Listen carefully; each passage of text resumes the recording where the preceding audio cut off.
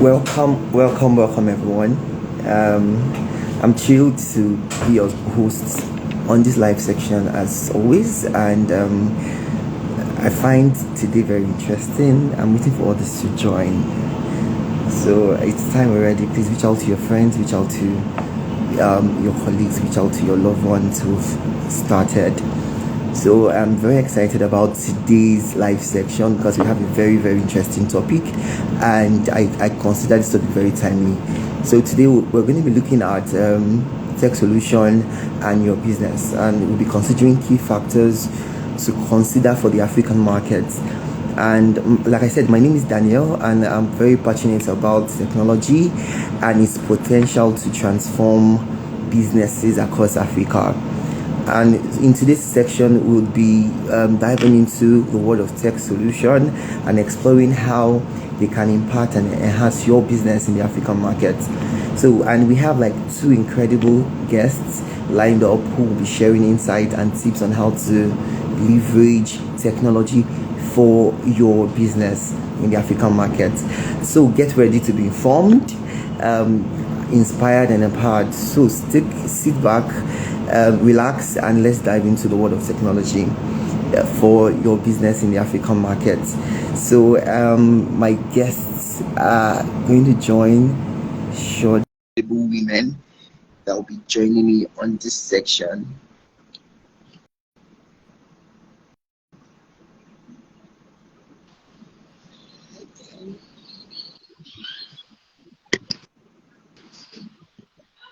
Okay. Good afternoon, Catherine. Hi, Daniel. Good afternoon. Good afternoon. Nice to meet you. Hi, Sophia. Good afternoon. Hi, Hi, Daniel. Sophia. Good afternoon. Hi, Catherine. Good afternoon. Yeah, so I'm super excited about today. We're talking about technology, interesting topic, and I have two incredible women join me in this section. So today, first of all, I have Catherine Omozue Akibe. She's the, I hope I didn't murder the name. You did.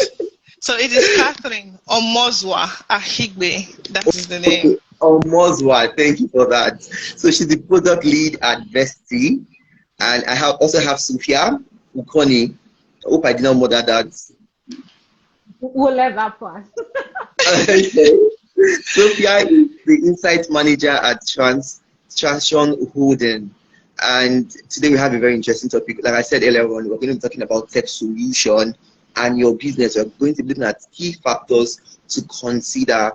So I'm going to share, I always love sharing personal experience. I think 2 weeks ago, I was going to buy tomato at the roadside, and this tomato seller had POS.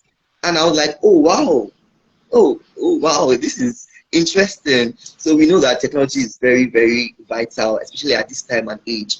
So we're going to go straight into the topic. So I'm going to have ask series of questions. So first, I want to ask Catherine. So my first question is, why should you think businesses should leverage technology to improve their operations? Why do you think technology is important at this time and age? Oh, okay. Thank you, Daniel. Hi, everyone. Thank you for joining this live. As Daniel has said, even if you murdered my name a little, my name is Catherine. Moswa is my native name, but I prefer to call it Catherine. And I'm the product lead here at Vesti. And what we do at Vesti, we are a fintech. Yeah, we help like the go-to financial service providers for immigrants everywhere, right? So we help immigrants to bank. Interesting. So our market is wide because we know human beings are nomadic in nature, right? Where you are, I'm sure many of us where we're born or raised is not where we are right now. So we help people move from your source to your preferred destination, and we assist you in banking wherever you find yourself. So it was actually one of the problems that people faced, especially the founders, because they are also migrants, right? They moved from a particular place. They moved from Nigeria, where they were born and brought up and bred, to the US. So in the first 6 months of their life in the US, it was a cumbersome tax to even, as much as open a bank account. It was that bad, So imagine you are in Nigeria, and even when we want to open a normal bank account, we are asked for some certain things like our NEPA bills, utility bills, and some things that is normal for a normal citizen to be able to have by default. And now you are moving to a particular country, and you know that in your first 6 to 1 year, you can't get certain things that normal citizens experience or have at their free will because they're citizens of a particular country. So you find it hard to do certain things, especially doing some certain financial transactions that you will need to survive in a particular place. So this is what gave birth to Vesti, to be able to help people to leverage financial services wherever they migrate to. So now back to your question. Imagine if this thing was not possible. You get, so I'm moving to a particular country and I'm going to spend like a year or 2 years. Maybe I'm going to the US to school, and I'm going to be there for the next 2 years of my life. And I know that the first 1 year is going to be hard to do financial transactions, especially even if I'm going to pay school fees or certain things.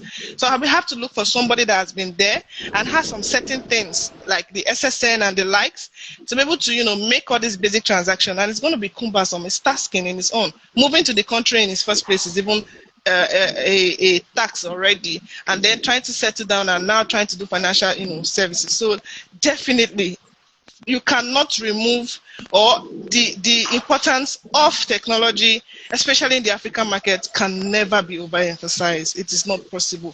It helps many thousands reasons why technology is actually needed in any kind of business, especially in Africa. It improves customer relations. It helps to enhance business operations. It helps to everything. You can't just it's kind of no-brainer when you try to say, why will I want to do technology? Because as I was discussing with my colleague recently, and we're just laughing. Back then, when our parents wanted to receive their salaries, they give them pay slip. They go to the bank, they go and line up. And then imagine if we still did that till now. Do you think any of us in this our generation will want to work? Who will sit down at home? So, as the only constant thing we can actually live with is change. So as things are evolving, as things are changing, they say we have millennials, we have the Gen Zs and all that. So we have to definitely go with them. It's technology, also innovation is one thing also that keeps on changing, that keeps on evolving. And as it's evolving, it's bringing in either it's good or it's bad. But I know that the good always outweighs, the bad. And we just have to keep, helping and advancing and using technology to be able to bring more of all these things that we need, especially, as I said, increase efficiency, productivity for our business, especially in the African space. Because I know that, like, in Nigeria alone, the number of businesses that leverage technology, and we can't even just start counting that. But it is one thing that needs to be leveraged on, because the good sides can never be overemphasized, as I stated. It outweighs the bad, and it's one thing that African businesses especially, and I see that that's one thing that we are actually thriving on. So they were still going to see more of advancement in technology, especially in businesses in Africa, and that's one thing that I look up to. In this kind of that's one of the good sides of carrying your career in tech. Sorry to the non-techies, but that's one of the good sides. You are there for the ups, you are there for the downs, you are there for the roller coaster, and it's amazing what we keep innovating, what we keep bringing. You can just sit down and think of something and say, okay, I can do this, and voila, you keep on finding solutions to problems and needs and pain points of individuals, and there's that satisfaction where you can use technology to be able to bring up these things. Even healthcare now uses technology. So please tell me, why won't anybody use technology if healthcare that is supposed to be normal man-to-man interaction, human interaction, is using technology to salvage technical things? Oh, please, it is one thing that we need to leverage on every time. So yes. Thank you so much, Katie. One thing that is just talking about is when you said it's no brainer not to leverage on in technology right now. So it's very, very important. Thank you so much for that. So I want to go over to Sophia. So I've heard a lot of people say, "Oh, it's not accessible." So how can businesses ensure that their tech solutions are accessible and affordable for consumers in the African markets? Okay. Thank you very much, Daniel, for the question. Let me do a bit of introduction about myself.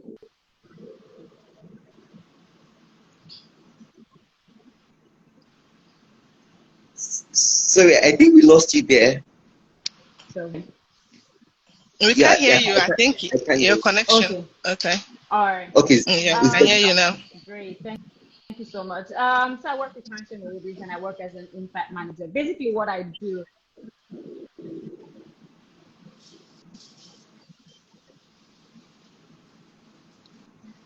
We I lost you think I think again. I think you need to check your pods. I think your headphones or your pods are actually fluctuating. Yeah, so we can't hear you. No, no, no.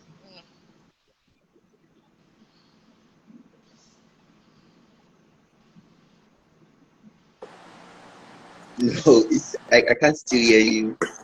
All right, this should be clearer now. I It's took it, the pods off. it's better. Yeah, It's better sorry now. about that. So what I was saying is that I help you know organizations, I help companies, I help brands understand consumers' user journey and help them to bet the right product that meets consumers' needs, products that are targeted properly to meet needs in the society. And then back to your question about how products can become accessible to the general populace. I'll piggyback off of my introduction to say that the role of market research cannot be overemphasized in meeting needs of the general populace. I mean, when we conduct research, it helps us to understand consumer socioeconomic class, it helps us to understand the technology and adoption rates, it helps us to understand the connectivity, internet connectivity, and the exposure, even pricing and then how much to cost for products, right? So that's what research helps us to do. And I'll give several examples of organizations that have benefited from carrying out research and how they've leverage this to ensure that their products are accessible to the general populace. Because we're looking at Africa as a whole, we could take in points Zipline company, like Catherine earlier mentioned, that a lot of organizations, a lot of even healthcare, are beginning to open up the tech system. So when we look at Zipline company, it's a company that started off in Rwanda, but after conducting research and understanding the kind of the challenges that exist in the healthcare sector, now employ drones to deliver medical supplies to Oh wow. consumers who are in need. And I'm sure that what they have done is to ensure that they've cut down delivery, they cut down the hours that it will take to deliver medical supplies into mere minutes. And those are some of the things that research can help brands unveil. And then we bring it home a bit more, and then we're looking at what Flutterwave is doing currently, just understanding the SME system and then the challenges that exist with payments around in the SME industry, receiving payments globally. What they've been able to do is that they've been able to understand this challenge and then continuously run research that help them to provide better products to the general populace. Just to wrap up on research, is to say that it is important that organizations or companies keep running research. It's like shining the light in the dark, and it helps you to see clearly. So when we stay off research, it means that we're trying to wander in the dark, and then I'm not sure how much clarity we have when we do that. Secondly, is to say that for organizations to ensure that products become accessible and more affordable to general populace, we need to begin to consider collaborations, healthy collaborations with other organizations, NGO partnership with NGOs, with government agencies, with companies, with tech startups, with with angel investors that can help us to, drive our products, give us an understanding of the local market, as well as, partner with us to ensure that we create the right products for this market. I'm going to say that I think that the fintech space are beginning to understand how to leverage collaboration to ensure that products become accessible. So, for example, the PiggyVest that I use operates on the Wema Bank account.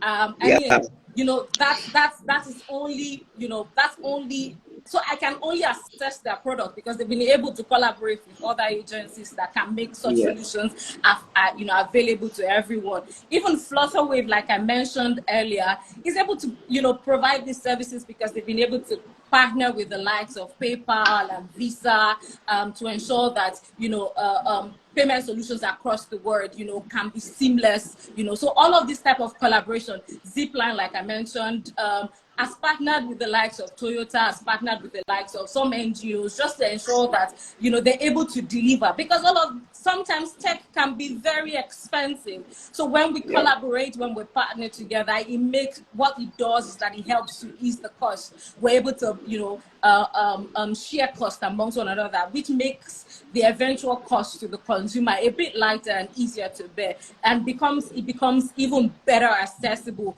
to the general populace. I think lastly, I would like to mention is the importance of offering flexible payment solutions, payment plans, right? I know that currently, in Nigeria, it's not to say that our database is not what it needs to be when it comes to, in the financial system. And so it's understandable when organizations are worried about offering, flexi payment solutions just because they want to make their products accessible and available to, end users. But however, we know that there are quite a number of credits. We have some credit database system in Nigeria currently. We can begin to leverage some of that to ensure that, we can come into partnership with some of these credit bureau system to create some form of flexi payments mode that ensures that our customers, whether they are B2B or they are B2C, can be catered to in our payment plans. I think that these are some of the things that organizations need to begin to consider to make headway in today's market. Yeah, thank you so much. Thank you so much. I personally, I'm learning a lot. Market research, collaboration, flexible payment plan. Very, very insightful. I love how you describe market research as shining a light in the dark. I won't see clearly if you would not know, because your audience, the target audience, are the ones you're doing this thing for. So research is very important. So Catherine, let's go over to you. So my next question for Catherine is, what are the key factors that businesses should consider when choosing a tech solution? Is it because everybody is doing app, I should go and create an app? So is it because everyone is doing this? So what are the factors that I, as a businessman, should consider before choosing a tech solution? All right, thank you so much. I think Sophia has actually, hinted some of the things that I'm supposed to, say on that question. But I'll just add to what she said invariably. So basically, you are choosing a solution. I don't know. I take it like this, as my CEO always says, I've known Shola, I've known my CEO for over 12 years before he started up his business. Actually, we went to school together, we did things. So I have known basically so, most of them they are critical thinkers. Yeah. Most of the CEOs, it started from, brain, like it's something they conceived, like, okay, if I can do this, or if something can solve this particular problem, right? So why can't I do it? So basically, fintechs actually are solution bringers to a particular problem. That is how I see fintechs, coming forth. That's basically what they are called to do. They are actually providing a solution to a particular problem that seems like a pain point to people. And when somebody thinks of it and brings up a solution, and then you just like voila, you brought up something. That's what I said. Like my CEO and his the CEO co-founder, they're actually brothers that started my company. They actually left from Nigeria to the shores of the US, and they saw that okay, this is going to be a problem for any other immigrant, especially even their brothers coming from Africa, right? Like okay, this is going to be a problem. Moving from a source to a destination, you're leaving friends, you're leaving family, you're leaving everything behind, and you're starting a new life in another place. So what can I do to be able to ease the problem of people that are coming behind me? So that was how they provided a solution which bettered the company today, and that been helping thousands of immigrants to be able to have a financial stable solution, providing them. So it actually has so many reasons why fintech actually starts basically. And as she said, research, that's one thing. Research, it's not because A is doing app or doing fintech, or because you see fintech as a blood money, you now say okay, there's money in fintech, you run there. You might go there and you might even flop more than the person that actually. So you understand? It's just like will I say football? It's not everybody that's called to play football, right? We know football is actually a money making machine. You play football, even if it's aiming bad that hires you. You know that, you understand. But it's not because you can kick a ball that makes you a footballer, right? True. They actually even the best of the best needs to train. They still have to train. So you have a solution, you have a solution to solve a particular problem, and you want to use a tech to be able to solve that. You should be able to have a market research. If you don't have that if you don't have the ability to be able to follow or through with, especially with research, you will fail from even before the plan starts, right? Before you even start it. It's one thing to have something in your brain. It's another thing to conceive it. It's another thing to bring it, to fruition. So if you don't do research, proper research, to be able to say, okay, is this marketable? Is this thing scalable? Is this thing even going to make a headway? So because you're not thinking of just the now, you're also thinking of the later, of the future. Okay, if I start this now, it brings solution now. Is it going to still bring solution in 10 years to come? So you are supposed to do, comprehensive research to be able to look at the methodology of how this thing is supposed to come to be. And then with changing infrastructure and a change in technology, can I be able to, still stand with different, new things that come on board as regards technology? Should I be able to still stand? So we also look at compatibility with the local infrastructure. We're talking of Africa, right? And then you are now bringing out a solution that you cannot even use in the Africa that you are actually in. It's going to be somehow, if you are trying to, create a solution to a problem, and the people that you're creating the solution to cannot even use such solution. So you have to look at it. You have to do survey. You have to do market research. Okay, is this thing going to be compatible with what I am actually trying to solve in this particular region, in this particular space? Because you are already in a particular environment. I can't be providing solution for the American, people.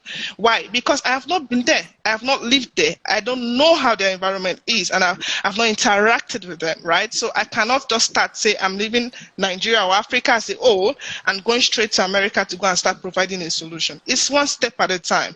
So I will first start with my local places where I know, where I have lived, where I have seen, and I say, okay, if this solution that I preferred can actually work here, definitely it should be able to work in other places where I can move to, right? So then we have to look at affordability. I talked about scalability already. Is it scalable in the long run? Is it just for the now? Is it just something that is just going to just die after some time?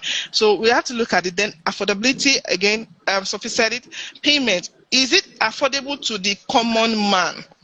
You are providing something, and then the solution is not even giving the solution that it's supposed to bring. So is it affordable to the common man that, okay, I want to be able to use this thing. I want to be able to have something that I need this solution, but I can't get it. Why? Because I cannot afford such a solution. So it needs to be affordable to the barest minimum, to the common man. Let me use it like that, because we are all common human beings, right? But it needs to be affordable to the common man, so that we can be able to, use it. Like, it's supposed to be used. And then again, we have to look at ease of use and implementations. You don't just come up with something that even the normal human market person cannot use, right?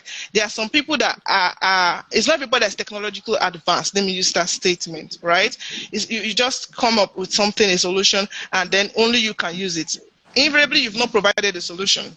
You just actually just brought out a tool. It's just your plaything. So if it's a solution to a problem, it must be usable, right? And then it must have ease of use and, implementation. So it's not supposed to be rocket science, even if it is your goal, if it's your vision, because basically most of these things always come from the goal and vision of one person, right?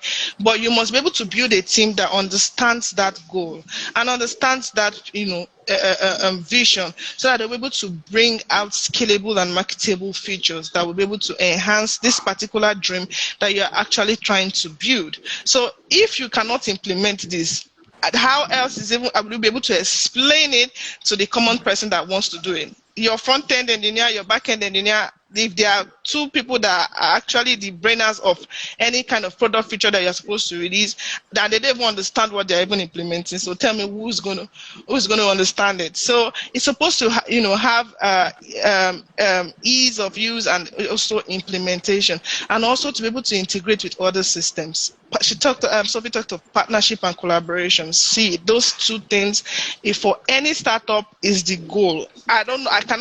I cannot say that enough. You're a startup and you don't want to do collaboration, or you will crash, because you must leverage on something. You must leverage on something, right? You cannot know it all. And that's why it's called a startup. Flutterwave did not become a unicorn just by saying they can do it on their own. They leveraged on something to be able to get that status, right?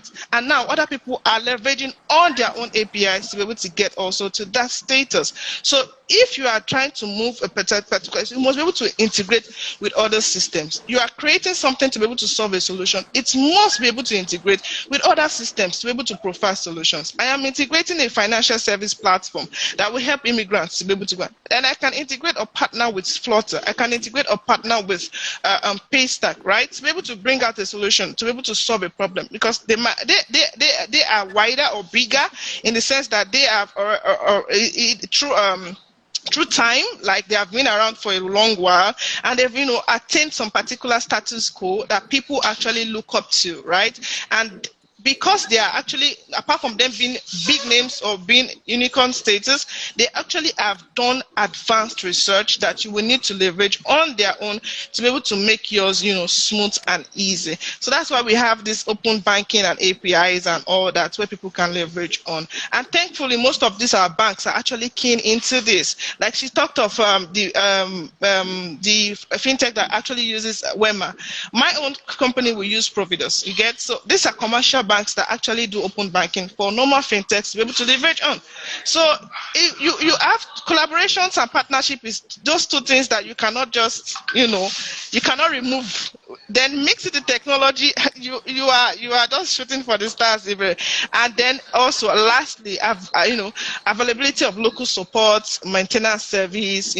Because as I said, you can't be building a product that you cannot have the solutions. You cannot have the implementations or the support or the maintenance, where you are building a car here in Nigeria. You have made in Nigeria, even if the things are imported from the US or the like. The people that are actually doing these things are engineers in Nigeria, right? So you cannot start trying to do something for a market or a Nigerian African market, and you're expecting that once the thing has an issue, you will not go and bring somebody from America or Germany to be able to make. So anything you are building must be able to have local support and especially maintenance, because those are the people that are actually within your locality and you understand most of these things that is actually going on. So basically, yeah. Thank you so much, Catherine. You've said a lot. You said a lot. In fact, my notes part is already filled up with so much insight. But I will need to do a recap of everything. So thank you so much. And I'm excited that you kind of answered my next question when you mentioned compatibility with like local infrastructure. And there's something he said. He said we should ensure, business should ensure that their solution is not causing more problems. So we know Definitely. that our target audience, we have the Gen Zs, we have the millennials, we have like various age grades.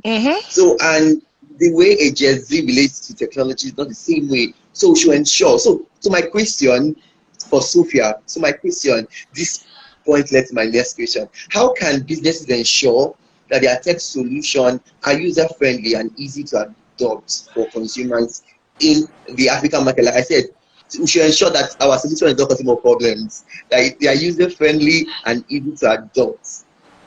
Okay.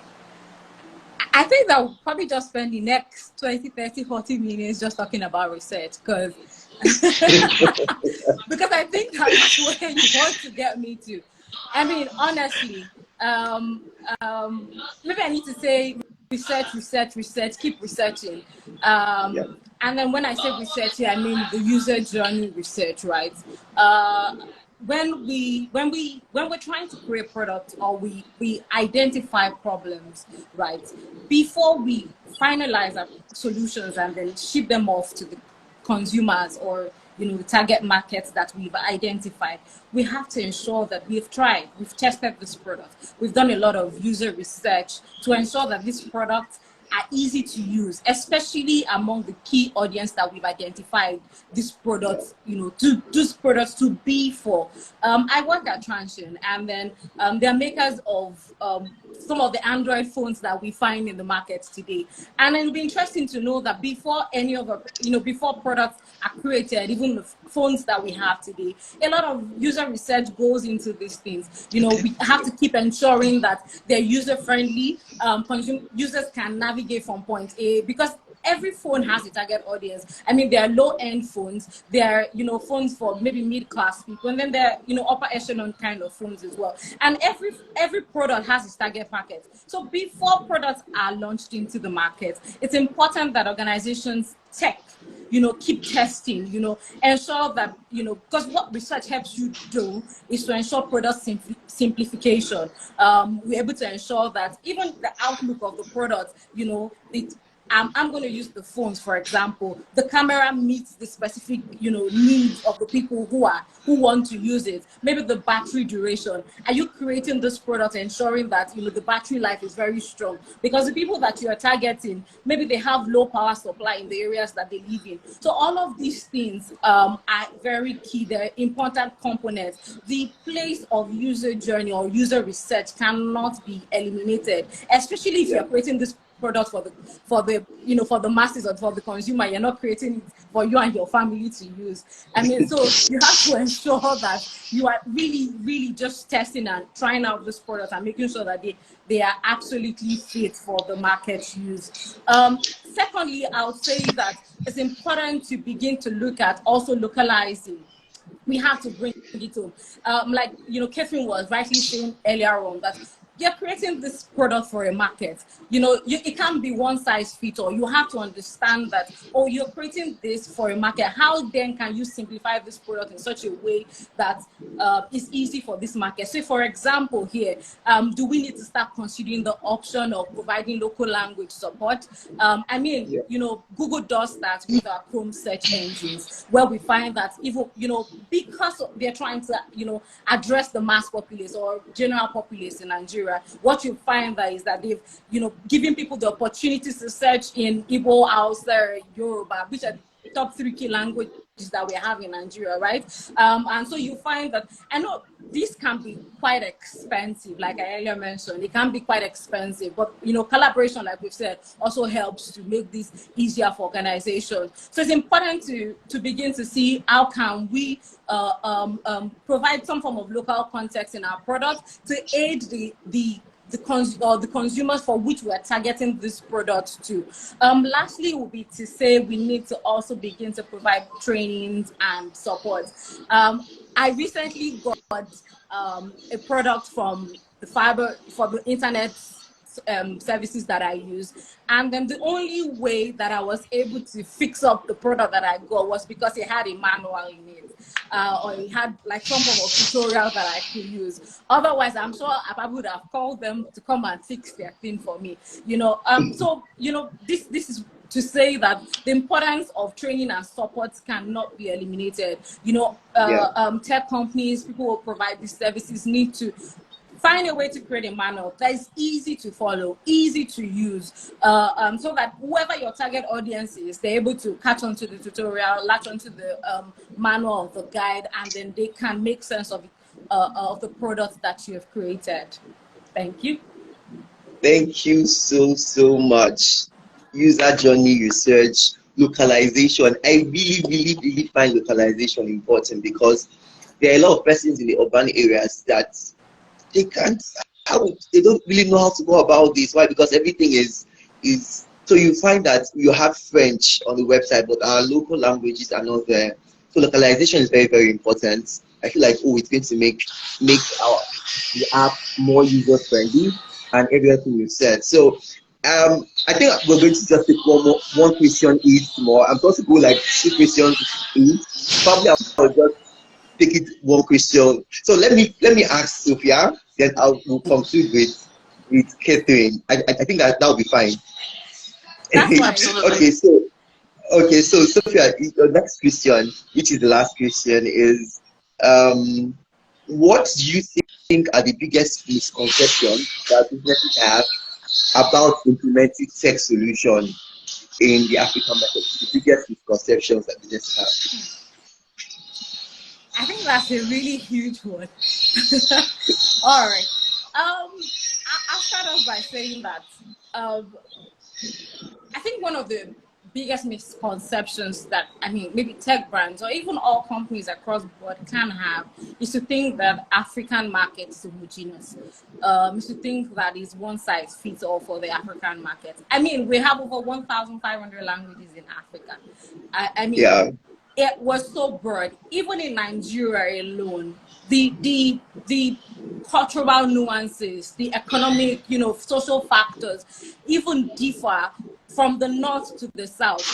From previous research that we've carried out, we realized that even in the food industry, our taste bud differs. So when products are created for people in the north, they make them richer in taste. They make them, extreme, very prominent flavors, as opposed to when they make them in the south here, right?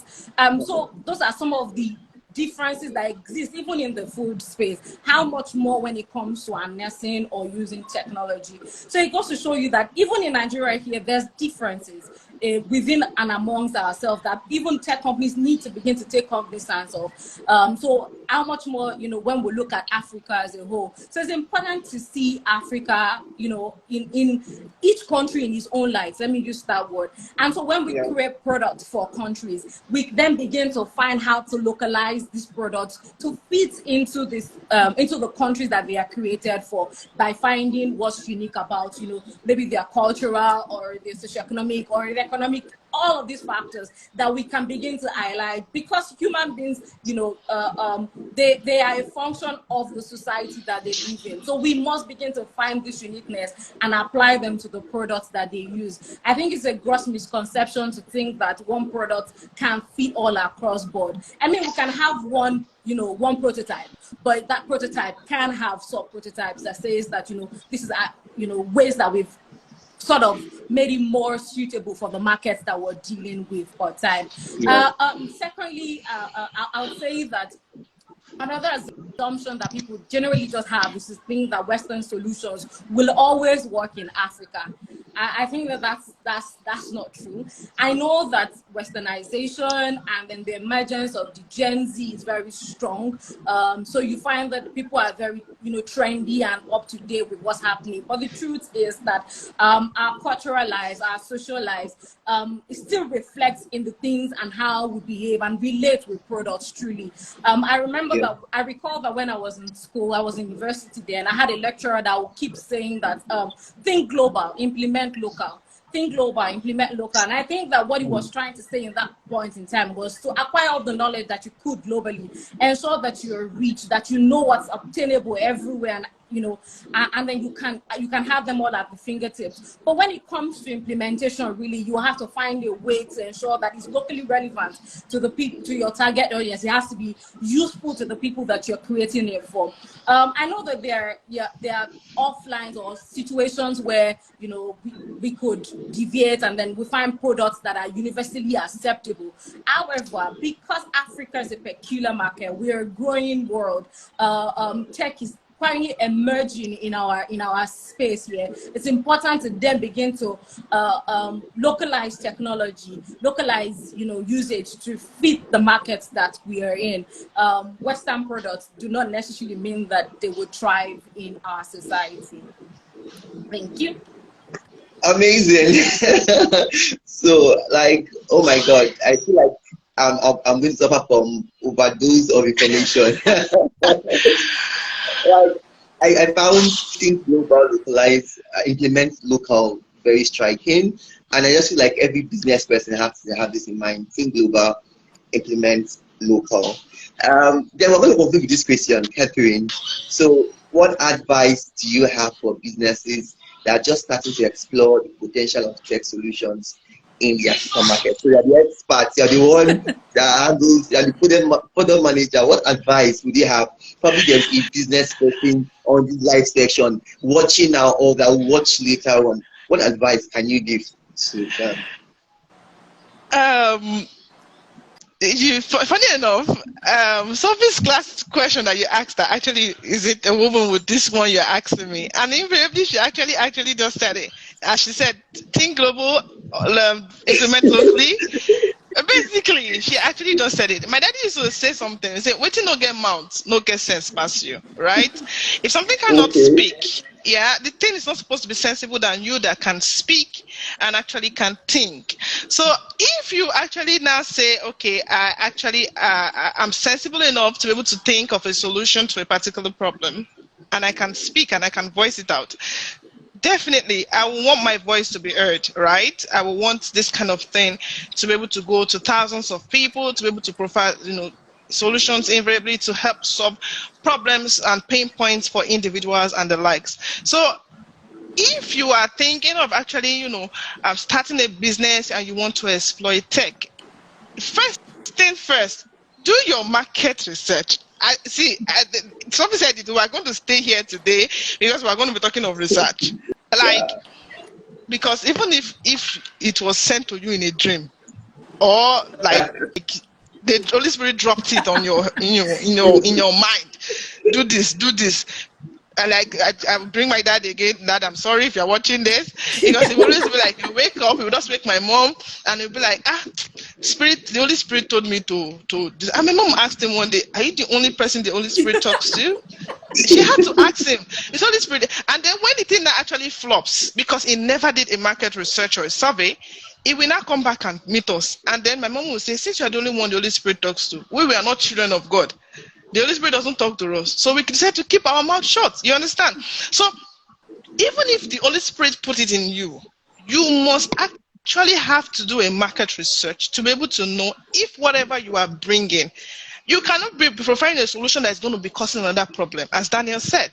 If you're providing a solution, that thing has to be able to ease the pain point of individuals that are going to be using this thing. So I am providing a solution. As I said, if I am a product manager and I am bringing a solution, even if it is something that was brought up or initiated by the person that has the goal and the vision, I should be able to tell him, no, in the long run, this thing is not going to be able to provide what we are intending it to do.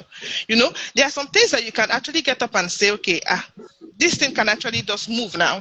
It can fly now. And in the long run, into 2 to 3 years, where is it going to be? Is this still going to do what you actually brought it in to do initially? So there must always be tweaks, and tweaks. As I said, technology evolves. You cannot put a thing now that will be able to carry a spoon, and then in later years, you will see that but it can go more than just carrying such spoon, right? So you should be able to evolve technology and should be able to, you know, have some updates to a particular feature. So if you are not up to date with research, if you're not up to date with these things, if you're not up to date with how technology evolves and goes, tell me how you want to. So you're still going to be stagnant with that particular thing. It's just like a product feature when you are bringing it out to life, you know. Before you actually bring out a particular feature to life, you should have been able to know, okay, if this thing is going to move from point A to Z, there are definitely step by step. As she said, there are user stories that you are going to, you know, because you are practically bringing it solution for a consumer.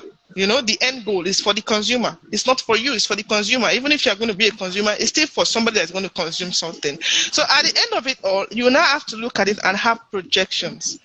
If by the first month, this thing does this, and it actually eases the pain of such individual.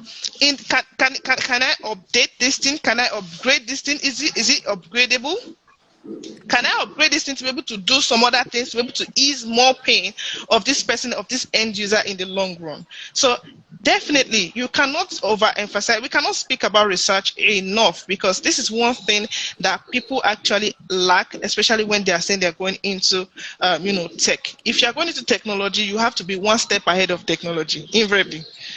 You have to be one step ahead of technology, because innovations comes in every minute. Today we're sitting there, we're talking of ChatGPT. We've not even finished that one. If you have Elon, one person will have just only one Elon, and imagine you have 10 of him. Where do you want to start from? You know, so we can't beat research, sincerely. Even when you even as normal as small as, you know, your own what are they calling, university project, your dissertation, you must do research. It's part of it. It's your chapter 2. You must do your research. It's a whole chapter. You understand? Just for a project that you are going to submit and you will not use, it's a whole chapter. So imagine something that you are bringing as a solution, and you cannot do a market research on that thing. And no, that's going to be a wrong thing. And then also partnership and collaborations. And those two things again are something that if you are going into tech, you should be able to be. You should be open-minded to. You should be open-minded to. There's no island. No man is an island. You can't do everything on your own. It's not possible. Even if you are the most gifted person, as I said, I use Elon Musk as an example. He actually has to have hands that will be able to assist him with that. So definitely you have to collaborate. If you are doing a particular thing, you must collaborate with people that align with your goals, that align with your vision of your said company, right? So you must collaborate, you must partner, so that you can be able to move from a particular point where you are to be able to move to a particular point where you are. You are going to. Everybody has a dream. Everybody has somewhere where they are going to. So where you started today is not where you want to be tomorrow. You want to evolve. So with that, you have to be able to, you know, be open-minded enough to be able to collaborate and to be able to partner with people. And also, Sophie said it, training. Everybody is short. If you can be the best at your game now, and then you just wake up one morning and you just realize that somebody has left you in the back, and you'll be wondering, is it not yesterday they just started this thing? How come everybody has, you understand? Training. It could be employee training. It could be self-training. It could be your organization training. Never stop reading. Never stop training. Never stop improving in yourself, and never stop believing in yourself. That's one thing I actually tell people. Never stop believing in yourself. If you feel that you can push this table by yourself from point A to Z, and you know that you'll be able to do it, you can do it. Never stop believing in yourself. If you stop believing in yourself, you will feel that you will not be able to do anything, and every other thing would just be, you know, ordinary. So if you believe that in yourself that you can actually push something from point A to point B, definitely you should be able to do it. So never stop believing in yourself. Never stop learning, and never stop, you know, going and aiming for greater things. So basically, yeah, that's what I would just say. Wow.